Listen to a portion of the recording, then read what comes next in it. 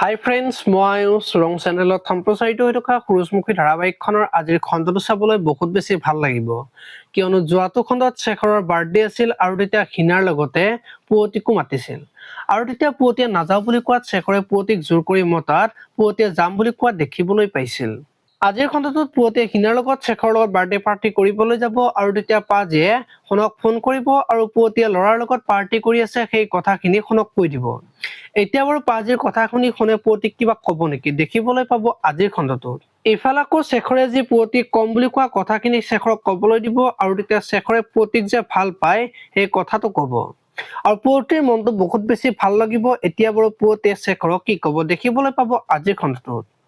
আনফালে আকৌ ৰত্নই যি পুৱতিক তই ইমান দেৰিলৈকে কিয় ঘৰলৈ অহা নাই বুলি সুধিব আৰু তেতিয়া পুৱতিয়ে ৰত্নক তোক কিয় লাগে বুলি ক'ব আৰু সেইখিনি সময়তে দেউতাক আহিব আৰু পুৱতি ঘৰলৈ দেৰিকৈ অহা কথাটো গম পাই গালি পাৰিব। এতিয়া পুৱতিয়ে কি ক'ব দেখিবলৈ পাব আজিৰ খণ্ডটোত। আপোনালোকে সুৰুজমুখী ধাৰাবাহিকখন চাই কেনেকুৱা পাই কমেন্ট কৰি জনাব আৰু যদি আপোনালোকে এতিয়ালৈকে চেনেলটো ছাবস্ক্ৰাইব কৰা নাই তেতিয়াহ'লে চেনেলটো ছাবস্ক্ৰাইব কৰি ভিডিঅ'টোত এটা লাইক কৰি দিব। ধন্যবাদ।